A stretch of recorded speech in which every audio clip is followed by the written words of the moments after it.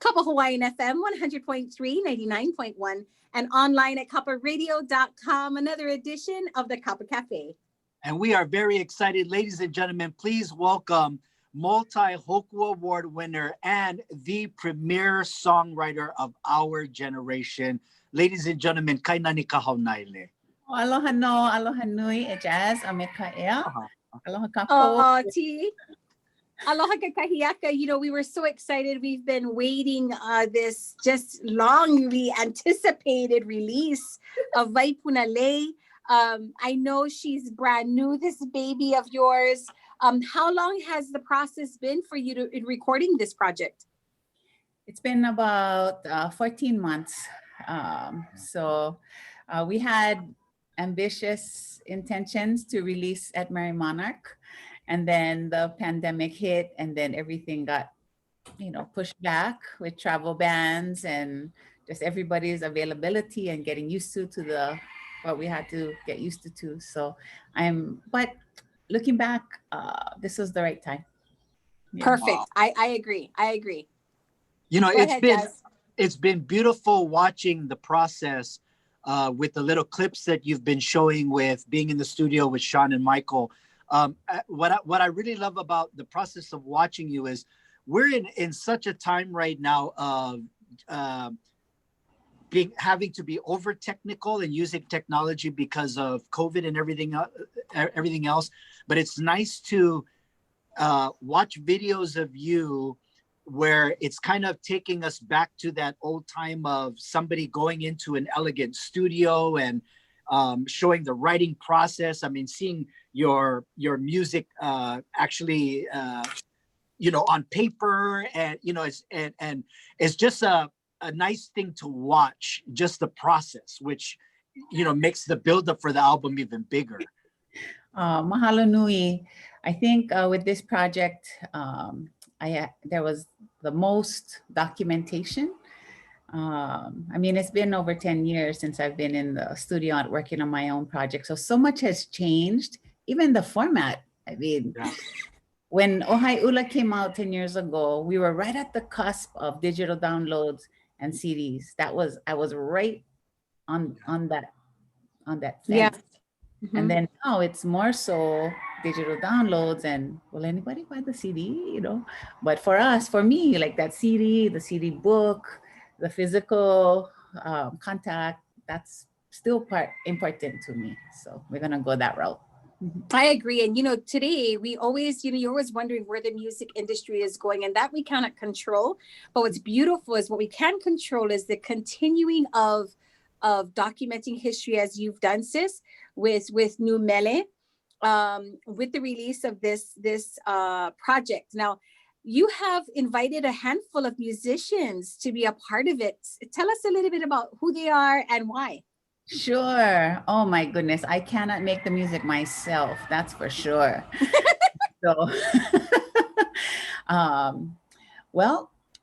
From Hawaii Island, we had Kamakua Lindsay sing. He helped me work on my Roselani Blossom song. We worked together to put together kind of like a bossa nova-ish contemporary feel. And then Nathan Grace from Kona as well, Ikaika Marzo. So we all got to fly to Honolulu and go in the studio. And of course, after work and then catch the first flight home the next day. From Kauai, I had my wish list band come in, Pancho Graham, Garrett Santos, Daryl Gonzalez, Kunane Aipoalani, he's an old-time piano player from there. And then from Oahu, I got lots of friends over there that came in. So Keikoa Pimentel, Michael Grande, Chad Takatsugi, Snowbird Bento, Puel Pata, oh my goodness, Halehaku C. Berry. One of the most exciting things was that I got to work with a jazz band. And so Dean Taba, Tommy James, and Noel Okimoto. I was so starstruck in there. Like, oh my gosh, real McCoys. What am I gonna do? So lots of musicians, because I like the collaboration. And as a solo artist, I can still be Kainani Kahaunaele and have the chance to collaborate with so many different people on my own project. So mahalo. You know, Kainani, you're still working too, though. Yeah, you still work, right? People don't realize that you're not just an artist. Like, you're a mom and a working professional woman. Yeah, I have classes and students, and I'm a real nerd in school, and I don't really promote the music in my classes other than the songs they have to sing. So probably a lot of them have no idea. I've had the same experience. Yeah. They have no idea. They have no idea. Go ahead, Jazz. You know, with working with all these monster musicians, a lot of times it's kind of like the dream to work with all these people. But I'm assuming that they were feeling the same way, that it was a dream for them to be on a project that could probably be landmarking, I guess, as you would say. You know, we're always in Hawaiian music, and you and I have had these conversations before on Facebook of evolution of things in music, of Hawaiian music, when it's okay to do the olelo on a different genre and whatnot. So we're many of us are always waiting for artists like yourself to see with what you're going to do, so that we could see what we can do. Yeah, so I think everybody's just as excited, you know, to, I guess, be able to see what you're doing. I had the privilege of working with Khalid Chang on our R&B song, and Sean Pimentel, Michael Grande. And we had many conversations over the years about what makes it authentic, what can we do, the innovation part. And, you know, I was like, well, I cannot play that kind of music anyway. I can definitely appreciate it and sing in the way I can, but how can we make it authentic from the music side, from the mele side, and what is the feel would the keiki love it? Would the opio love it? Would our makua and kupuna enjoy it? And so we definitely had many conversations. And so far, I think people are enjoying. What do you say, you R&B'er? Huh, Jazz? Well, you know, I always, you know, you and I have talked it, and especially with Hawaiian music, you know, you've always stressed that it's about the foundation of the olelo and being olelo Hawaii and not olelo haole, in a sense, in the writing process. And I think that it's the same way on the opposite spectrum when you do another music of understanding culturally of why they use certain instruments and da. And I think the R&B that you do is such a classy rendition, which is more to the jazz side, that I don't think you can go wrong, you know, with the way you're doing it as well. Yeah, because you're not, I don't think you're doing anything out there. And I think you're just doing something that everybody's been wanting to do, but wasn't sure how to do it yet. Well, I did it in the way that felt good. And, you know, if my guys were happy with what they put on it, then I said, okay, then this is what it is. The olelo, the poetry part to me was essential to be excellent. And so I'm like, hey, authenticity, it's good from the Hawaiian side. So let's go for it. And if the R&B fans like it, then wala na kilo, we went there. Yeah. You know? Yeah. How about your kids, girl? Your kids. I mean, you know, your kids are all, you know, I love to talk about your children. They are active with you when you're gigging. What's their feedback with moms? You know, 10 years is 10 years, 10 years of motherhood. What's the feedback from the posse? What's the feedback? Look at them before they go to school. Well, I appreciate them because they are the first line of receiving the mele. And so they're singing along, they're looking in my songbook. I appreciate them singing freely around the house. And I was like, that's when I know, okay, you know, because they're trained in mele, Hawaii. And so when they hear these lines, they hear the hui, or they hear the whole mele, they can pick it up quick. And then, so I look at the kids as a good indication of an enjoyable tune. And then you know, they're excited as well. They know that they'll get to go somewhere. Yeah. They'll get to meet others. They'll get to, you know, they'll get to holo holo a bit. And my eldest has been my secretary. She's been managing my IG stories. I kind of don't get it. Wow. You know, I look and then I say, okay, here, deal.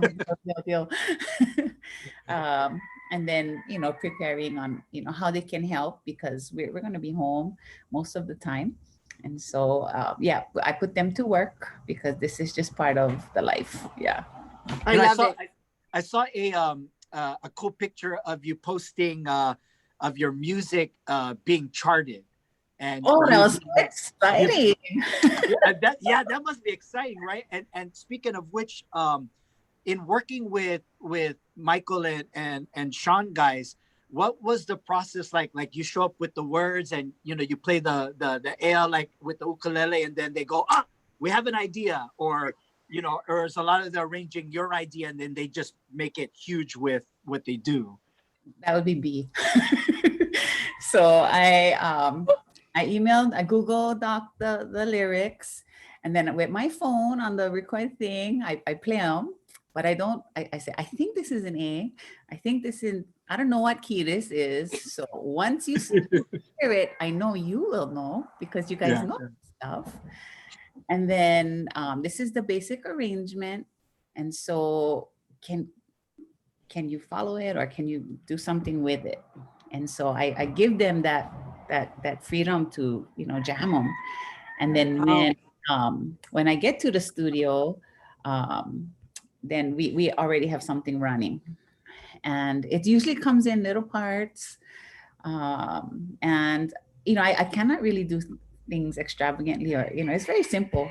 So I just go to the expert and see what they can do with it. And they don't really do, you know, fancy stuff. They just kind of, because they know that they want it to be authentic to me as well. Yeah. So it works really, really good. But whenever I send recordings, I always get the chickens or the cookies or the traffic. So they don't try those sounds. Yeah. You So know, I'm thankful. So social media, how can people, because people are wanting your music and they're, you know, I can see through the feed, I mean, people are the downloads and blah, blah, blah. So tell us a little bit about, you know, the hard copy. Where can you get a tangible hard copy of Waipunalei? Starting Black Friday, you can get it at the Kealo Pico shop at Ward Village in Honolulu. They're a partner of mine that they're going to have it in there. We're not going to have them in the usuals like how it was 10 years ago. We're going to have just a couple spots. The other is mele.com. That's Kelly Ian Puna's place in Maui. But that'll be the physical CDs, and they'll distribute as people order. And so that's the two places where you can get the physical copies. And if you catch me, I might have some in my pocket. I was going to say, not in the back of your car. What the fuck? I'll be at Bayfront. No. On Saturdays, Bayfront. Saturdays, yes. Just look for my old truck. The cooler. And how digital? Go ahead, Jazz. I just want to bring up the fact that, hey, did you know that it's like over 20 years since the Cronies album? Oh my goodness. Girl, we just talked to Howard Kama, I don't know, last week, 2 weeks ago, and it's been 20 plus years, and he's just coming out with his new music. But we were laughing because it's been since Cronies, and he was talking about, you know, those days when the band was together, Fiji popping in on the weekends, and we were giggling and laughing about that time of music. And here he is, you know, decades later, finally getting a project out.